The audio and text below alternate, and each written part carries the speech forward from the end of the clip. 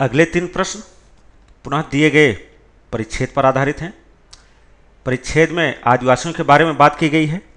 हम सीधे प्रश्न पर आते हैं। प्रश्न संख्या 26 कि आदिवासियों के बारे में निम्नलिखित तथ्यों पर विचार कीजिए।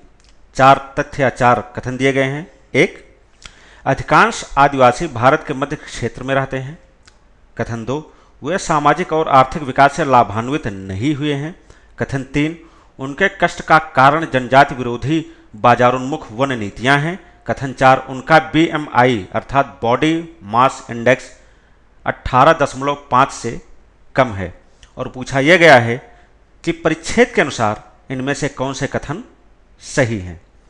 इस प्रश्न के उत्तर के लिए यदि हम परिच्छेद पर विचार करें तो पता चलता है कि कथन 1 परिच्छेद के प्रथम पंक्ति में ही दिया गया है कि आदिवासियों की जनसंख्या का 70% से अधिक भाग भारत के मध्य क्षेत्र में रहता है।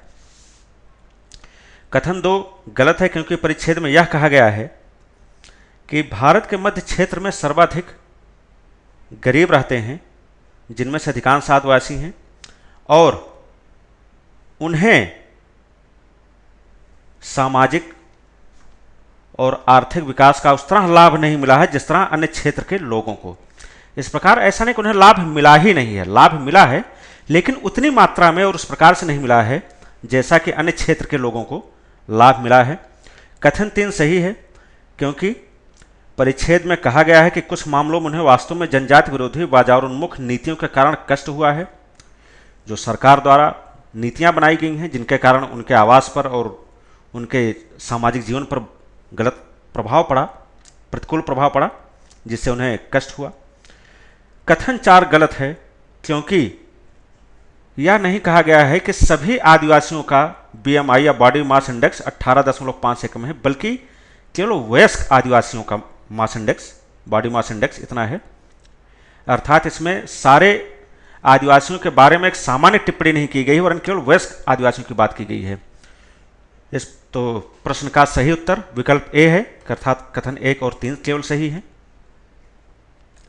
अगला प्रश्न कि परिच्छेद के अनुसार निम्नलिखित में से कौन से कथन आदिवासी बच्चों की दुर्दशा का वर्णन करते हैं।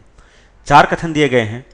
कथन 1, शिक्षा के अधिकार और स्कूलों में मध्याह्न भोजन के अधिकार तक उनकी पहुंच नहीं है। कथन 2, आंगनवाड़ी केंद्र द्वारा प्रदान की जाने वाली सुविधाओं तक उनकी पहुंच नहीं है। कथन 3, आदिवासी बच्चों की मृत्यु दर उच्च है। कथन 4, इनमें से अधिकांश बच्चे कुपोषित और रक्ताल्पता के शिकार हैं।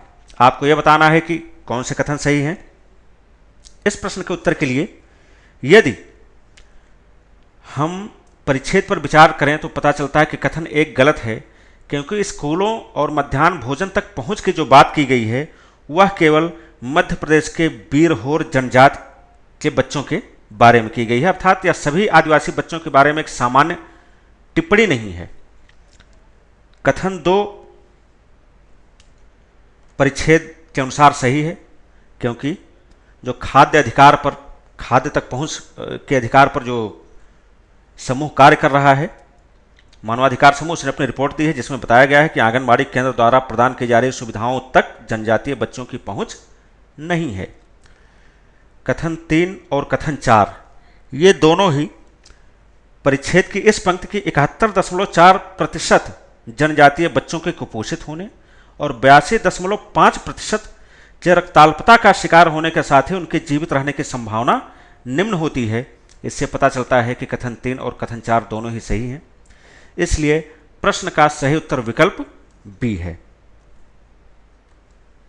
अगला प्रश्न पुनः 3 कारण दिए गए हैं और पूछा गया है कि परिच्छेद के अनुसार आदिवासी महिलाओं के कुपोषित होने के कारण है। यह प्रश्न संख्या 28 है कि परिच्छेद के अनुसार आदिवासी महिलाओं के कुपोषित होने के कारण है। 3 कारण बताए गए हैं। निम्न गुणवत्ता वाला भोजन, दूसरा स्वास्थ्य सेवाओं तक पहुंच की कमी, तीसरा बाल विवाह। इसके लिए यदि हम परिच्छेद की इस पंक्ति का संदर्भ लें कि जनजातीय महिलाओं के कुपोषण के कुछ कारण अपर्याप्त भोजन लेना, अज्ञानता, बाल विवाह, स्वास्थ्य सेवाओं तक पहुंच की कमी और अस्वास्थ्यकर क्रियाकलाप तथा परिवेश के कारण उच्च रुग्णता है। इससे पता चलता है कि 2 और 3, दूसरा और तीसरा कारण तो सही हैं, किंतु पहला कारण सही नहीं है, क्योंकि अपर्याप्त भोजन की बात की गई है, भोजन की गुणवत्ता पर कोई चर्चा परिच्छेद में नहीं की गई है। इसलिए प्रश्न का सही उत्तर विकल्प बी है।